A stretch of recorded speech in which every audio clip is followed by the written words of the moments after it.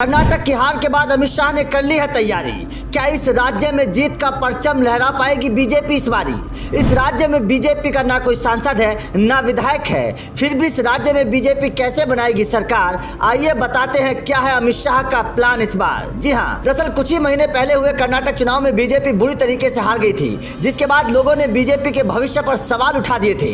लेकिन अमित शाह राजनीति के वो चाणक्य हैं जिनका लोहा विपक्ष भी मानता है। कर्नाटक की हार के बाद शाह के साउथ को भगवा बनाने के विजन को जरूर झटका लगा था, लेकिन अब बीजेपी साउथ के एक और प्रदेश को भगवा में करने की तैयारी में लग गई है। हालांकि ये काम भी उतना आसान नहीं होने वाला है, क्योंकि हम यहाँ पर जिस प्रदेश की बात करने वाले हैं वहाँ ना तो बीजेपी का कोई सांसद है और ना ही कोई विधायक, लेकिन उसके बावजूद अमित शाह के रूप में बीजेपी के पास वो बाजीगर है जो हर हारी हुई बाजी को जीतना जानता है। दरअसल उत्तर भारत के प्रदेशों में बीजेपी की पकड़ थोड़ी कमजोर हुई है, जिसकी भरपाई बीजेपी साउथ से करना चाहती है और इस साल के अंत तक आंध्र प्रदेश में चुनाव भी होने हैं। ऐसे में बीजेपी ये मौका कतई नहीं चूकना चाहेगी। इसी कड़ी में बीजेपी अपने पुराने सहयोगियों को फिर से साथ लाने की कोशिश में जुट गई है। हाल ही में गृह मंत्री अमित शाह और भाजपा अध्यक्ष जेपी नड्डा टीडीपी प्रमुख एन चंद्रबाबू नायडू से दिल्ली में मुलाकात करते हुए दिखाई दिए। इसके बाद एक बार फिर से दोनों पार्टियों के बीच गठबंधन को लेकर अटकलें तेज हो गई हैं। करीब 1 घंटे तक चली इस मुलाकात में इस साल के आखिर में होने वाले तेलंगाना विधानसभा चुनाव और अगले साल होने वाले लोकसभा चुनाव को लेकर चर्चा हुई।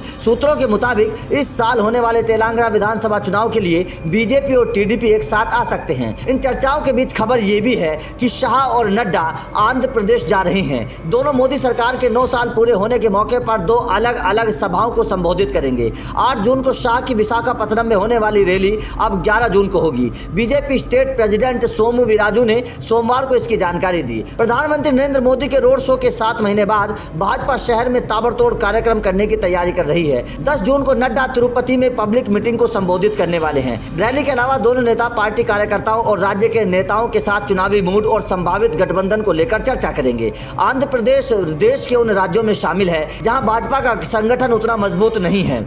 आंध्र में 45,950 बूथ हैं। सूत्रों की माने तो बीजेपी अब तक करीब 15,000 बूथों पर ही बूथ कमेटी बना पाई है। स्थानीय नेताओं का कहना है कि राज्य की सियासत के हिसाब से ये नंबर अच्छा है। यहाँ से भाजपा का ना कोई लोकसभा सांसद और ना ही विधायक। राज्यसभा सांसद सीएम नरेश ने टीडीपी छोड़कर भाजपा ज्वाइन की थी। राज्य के नेताओं के बीच इस बात को लेकर स्पष्टता है कि अगर भाजपा को आने वाले विधानसभा चुनाव और लोकसभा चुनाव में सीटें जीतनी है तो उसे स्थानीय पार्टियों के साथ हाथ मिलाना होगा। हालांकि इसके लिए वो राष्ट्रीय नेतृत्व से सिग्नल मिलने का इंतजार कर रहे हैं। चुनावी समर के बीच राज्य स्तर पर लीडरशिप की बदलाव की भी चर्चा होने लगी है, क्योंकि आंध्र प्रदेश में स्टेट बीजेपी प्रेसिडेंट सोमू वीराजू का कार्यकाल जून में समाप्त हो रहा है और कुछ नेता उनकी जगह लेने की रेस में हैं। इसमें वीएन माधव, वाई सत्य कुमार और सीएम रमेश का नाम चर्चाओं में है। भाजपा में इतने बदलाव कर्नाटक की हार का नतीजा है। अब इन बदलावों से भाजपा का क्या फायदा होता है ये तो वक्त ही बताएगा। फिलहाल आपका इस खबर पर क्या कहना है और क्या कर्नाटक के बाद आंध्र प्रदेश में बीजेपी सरकार बना पाएगी? कमेंट करके जरूर बताएं।